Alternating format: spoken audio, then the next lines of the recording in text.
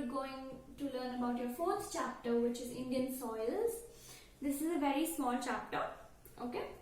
So we're going to learn about basically what is soil, how is it formed, and on what basis it is classified, and about soil erosion and soil conservation, okay? That's it. So let's learn about what exactly is soil, right? Now, soil is a thin surface layer on the earth, okay, with closely intermixed mineral substances and organic substances. Okay, now what does that mean? Now it's a layer on the earth. It's a thin layer on the earth, soil, okay, and it has closely intermixed mineral substances which are inorganic substances and organic substances. Now organic substances are stuff like humus, okay, which is dead and decaying organic matter, and then carbon compounds, microorganisms. All of these are organic components of soil. Inorganic components or minerals are potassium, calcium, lime, all the minerals that is present in the soil. Now, soil is a living system, okay? It's a living system and it's a renewable resource. It's a renewable resource. It's a very important resource for Indians because agriculture is dependent on soil and agriculture is the main occupation of India. Correct. So the fertility of soil has to be maintained. Now let's learn about how exactly is the soil formed. Now soil is formed over a course of millions of years. Okay, rocks break down to form soil, and this process takes a lot of time. So even for a few centimeters of top soil to be formed, it takes millions of years.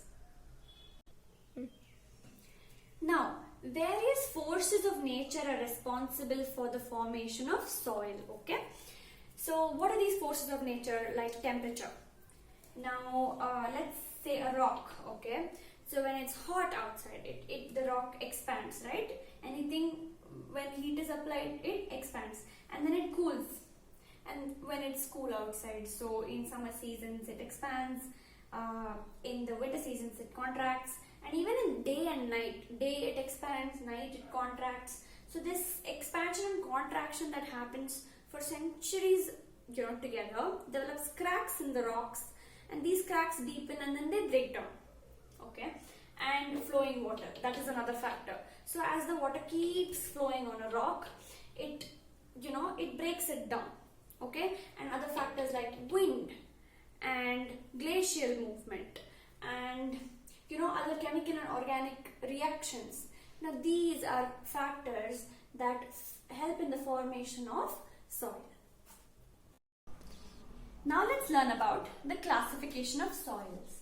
Okay, now in India there are 6 types of soils: alluvial soil, black soil, red soil, laterite soil, desert soil, mountain soil. It's easy to remember. Okay.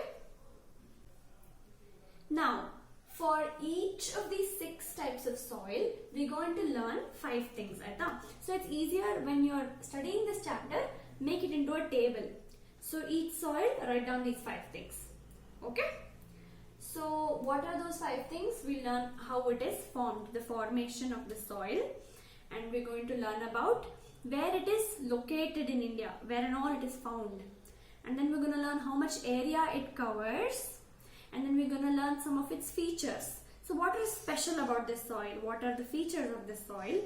And finally we're going to learn about the crops that we grow in the soil. So let's talk about your first soil, the alluvial soil, okay? Now the 5 points are here. So formation, it's formed from the sediments deposited by rivers in the Indo-Gangetic plain and the coastal plains. Okay? So river systems, so what do? As they flow down, correct? They carry sediments with it. They carry alluvium with it, which is sand, silt and dirt, and the earth itself, right? So it carries that and then it deposits in the basin, correct? The Indo-Gangetic plain, the coastal plains, also the northern plains.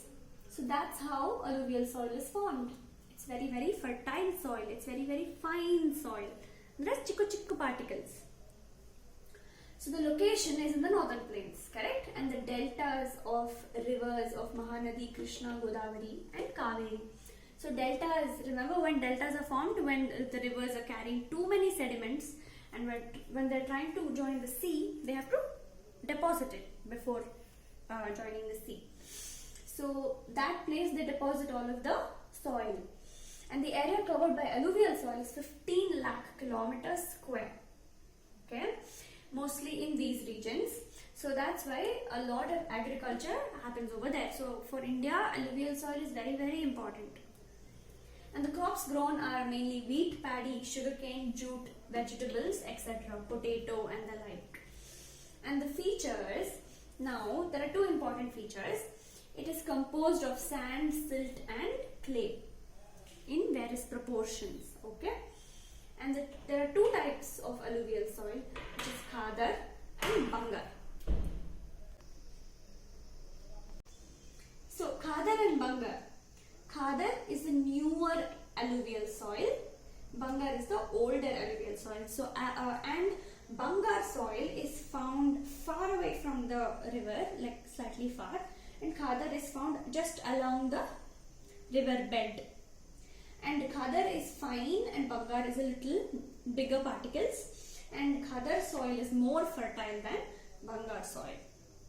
Now let's talk about black soil. It's also called regular or black cotton soil because cotton grows really well in this soil. Okay, now formation, it's formed due to weathering of igneous rocks like basalt. Now what is weathering? It's breaking down. Weathering means breaking down of a rock due to natural factors. So igneous rocks is nothing but solidified lava rocks like basalt. Basalt is like this black, very serrated rock. And the location is the basalt trap region.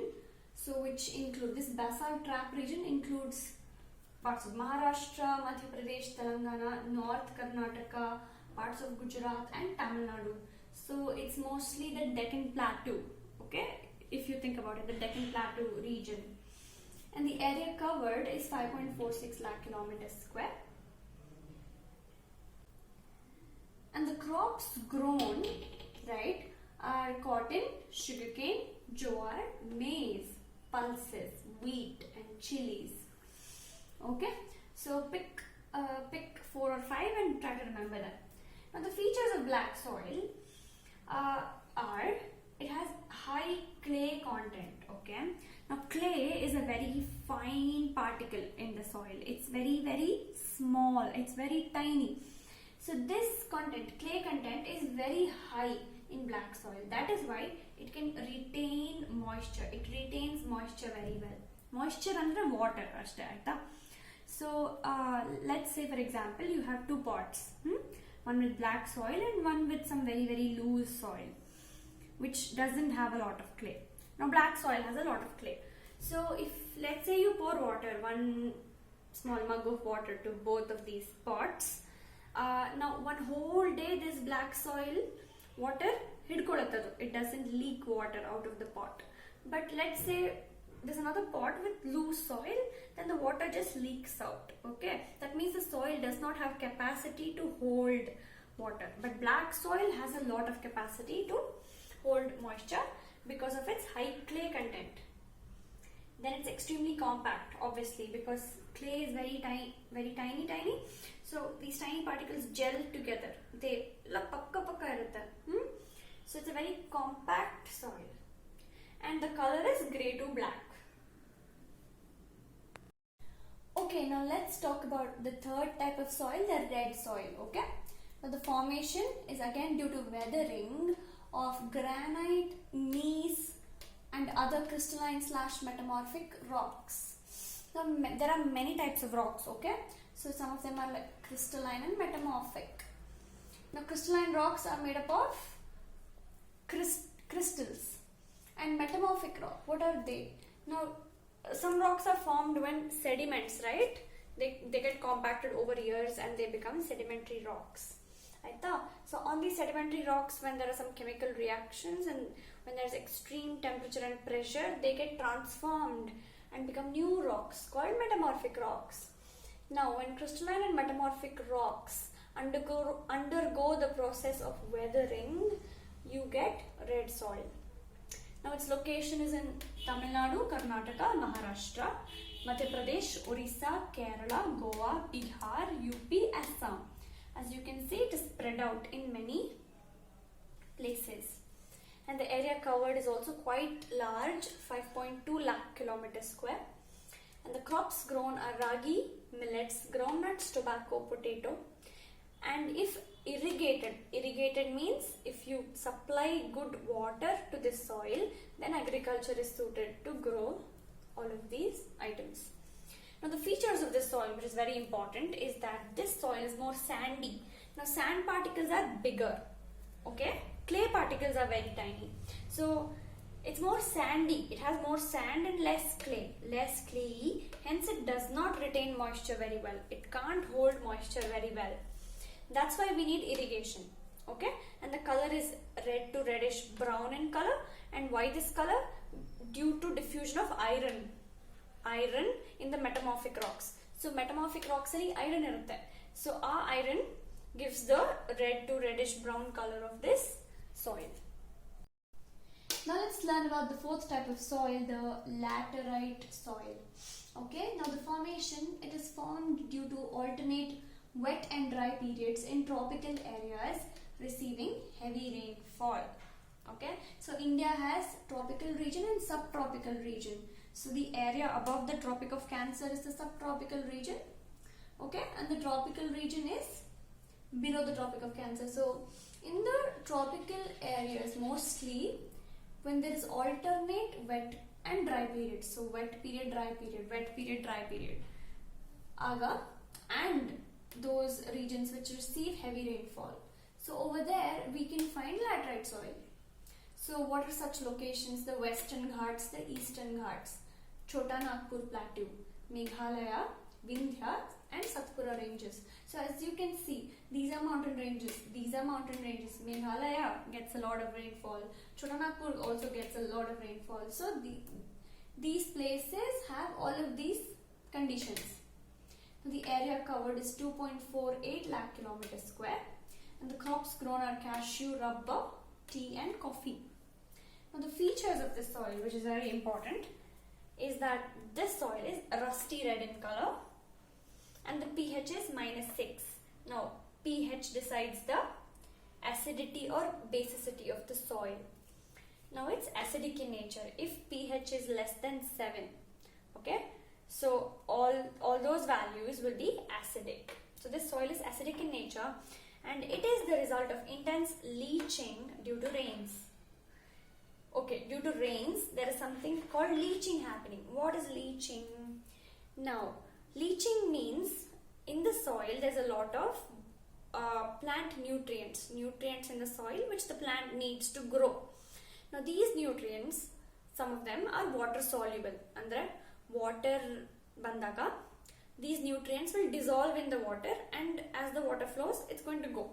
So all these nutrients, they get dissolved in the water and they go away as the water flows. So that is what happens in leaching. So since these regions are receiving heavy rainfall, so all that water dissolves the plant nutrients in the soil and flows out. So the soil becomes devoid of plant nutrients. Andre, the soil does not have these plant nutrients now because of leaching. So that type of soil is laterite soil. Okay, so there are 3 important features. Now let's talk about your 5th soil, which is desert soil. Okay. Now the formation is, it's formed under desert and semi-desert conditions. Now we know what is desert. Desert andre bari sand iruttala, bari sand. Rajasthanal Thar desert ide nam India nalli. So in desert and semi-desert conditions, so it's very dry and arid. Arid means another word for dry. Okay, and the location is all the regions that receive less than 50 centimeters of annual rainfall. So yearly they get only somewhat less than 50 centimeters andre aa jagadalli desert soil is present. So those regions, which are those regions? They're the northwestern part of India. Okay, so northwestern we have Punjab, we have Haryana, we have Rajasthan, and the northern Gujarat. So all of these 4 places are specifically, they specifically have desert soil. Okay, and the area covered is 1.42 lakh kilometers square, and the crops grown. Okay, so this soil specifically is not suitable for cultivation, but some crops can be grown provided there is irrigation. If you irrigate, if you provide water to the soil, then maybe some crops you can grow. And the features of this soil is that it's very sandy. It's completely sandy soil, mostly. Alright. So sand is bigger particles of soil which does not retain water at all. So it's low in moisture and low in humus also. Humus is organic matter. Okay, organic matter which is formed from dead animals, dead leaves, dead plants, waste. So all of that becomes, when it decomposed organic matter. So that humus is also very low in these soils, because desertally you don't find trees and stuff. So where will the leaves fall? Right, and it's salty. The desert soil is salty in nature. It's saline, another word. So why is it salty? Because in these conditions, in these places especially, it's very hot, correct? So the rate of evaporation of water from the soil is high. So soil neerella, it gets evaporated and it goes off. So what is left is the salt. Now let's talk about the number 6th soil, which is mountain soil. Okay, now its formation. It's formed mainly due to the decomposition of organic matter. Like I said, organic matter is anything, living things. After they die, they start decomposing, right? That with the effect of microorganisms in the soil. So all of those things constitute organic matter. The location is, obviously, it is found in hills, correct? That's why it's called mountain soil. It's found in hills covered with forest, plus on the mountain slopes. Okay, so what are such places? Jammu Kashmir, Himachal Pradesh, Manipur, and along the Western Ghats. So Western Ghats has laterite soil as well as mountain soil. Now the area covered is 2.85 lakh kilometers square, and the crops grown are tea, coffee, and fruits. Now the features of this soil is that it is rich in humus. Humus is dead, decaying organic matter. Now why? Because see, it is hills covered with forest. So thick forests always have organic matter lying around, dead organic matter. Okay, and they're very, very fertile. And it's silty. Okay, this soil has a lot of silt. And it's coarse soil. What does that mean? There are 2 types of soil, right? Coarse soil and fine soil. Fine andre, it's made up of small particles like clay, for example. And black soil is a fine soil, but mountain soil is a coarse soil, so it has bigger particles. Let's talk about your last topic, which is soil erosion. What does it mean? Soil erosion refers to the removal of topsoil by natural agents, also man-made agents, which we'll learn here. But see, it is the removal of topsoil, which is not good, because topsoil is formed after millions of years of weathering and decomposition of rocks, right? It is very important for plant growth. So now it's removed, means soil erosion is bad, it's not good. Alright, so natural agents. What are the natural agents which cause soil erosion? It's movement of rivers, glaciers, wind, sea waves, and there are many more. Okay, now these are the human causes for soil erosion. Let's learn about them. We have deforestation. Deforestation andre cutting down of trees, which is very, very bad. Why? Because for a lot of reasons cutting down trees is bad. But why is it bad for the soil? Because the roots of the trees, right, they grow. I mean, they're huge, right? And they hold the soil tightly together. They hold it. So when it rains, right, the soil does not get washed away. Now, if you cut the trees, then there's no roots and the soil just washes away. Same thing happens with overgrazing. Andre ಮೇಯೋಕ್ ಬಿಡೋದು goats, cows. So they eat a lot. They eat a lot of grass. They eat a lot of vegetation. So those there also loss of vegetation means loss of plants to hold the soil. So again, it's bad for the soil. Then shifting cultivation. What is shifting cultivation? Now this is practiced in some parts of India and Amazon forest, which is very it's an age-old method called slash and burn. So what they do is they find one plot of land. Okay, it's a forest land, so they cut down everything, they burn all the things, the trees, everything. They clear the land and then they start growing crops. And then after they harvest the crops, they abandon this land, bittare land na, and they go find some other land, and then they repeat the same process again. So why do they do this? Because they wait for this particular land to regain its nutrients, regain its fertility naturally over time. Adagade nutrients barli anta they leave it off. So if you abandon barren land like that, then again the soil becomes very loose and then it's easy for that soil to erode. Okay. Then faulty methods of cultivation. This is wrong methods. All the wrong methods of cultivation, where if you use over fertilization, like natural pesticides, chemical fertilizers, if you add a lot, okay, that also spoils the soil.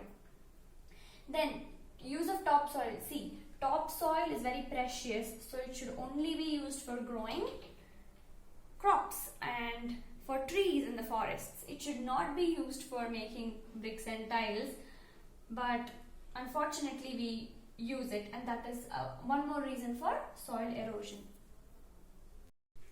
Now let's learn about the effects of soil erosion. So soil erosion hagadrinda yen effects agutte? What all does it cause? Okay, so it causes loss of fertility in the soil. It won't be fertile, you can't grow many things, so agriculture will suffer, right? Then silting and floods. What does silting mean? I told you that soil contains silt, right? Silt is a particle, it's a component of soil.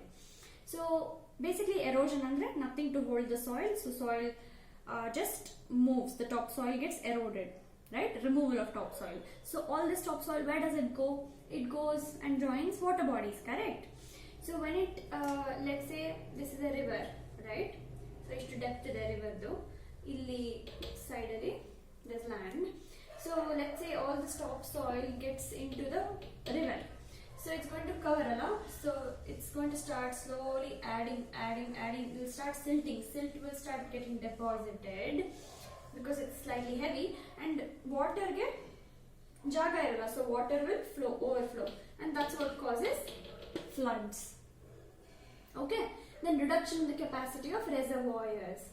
Reservoirs andre dams where we store water, correct? So same concept in the dams also, it will start silting. So kelagade silt agta water holding capacity kadime agta hogutte, which we don't really want, and the vegetation dries up. So topsoil hogta, whatever plants are growing, whatever trees are growing, they start to suffer. They dry up without water in the soil, and as a whole economy suffers, right? Because in our country agriculture is the main occupation, so soil is so very vital for us. So without soil, economy suffers. Now your last topic is conservation of soil, okay?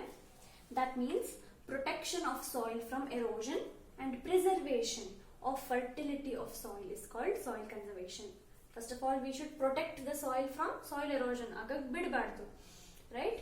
So we should protect the soil from erosion and we should preserve it. We should preserve the fertility. Correct? So if we do those two things, then that means we are conserving the soil. So what are the steps we can take to conserve the soil? One, we can do afforestation and reforestation. Afforestation andre we take a big plot of land, we start planting trees. Okay?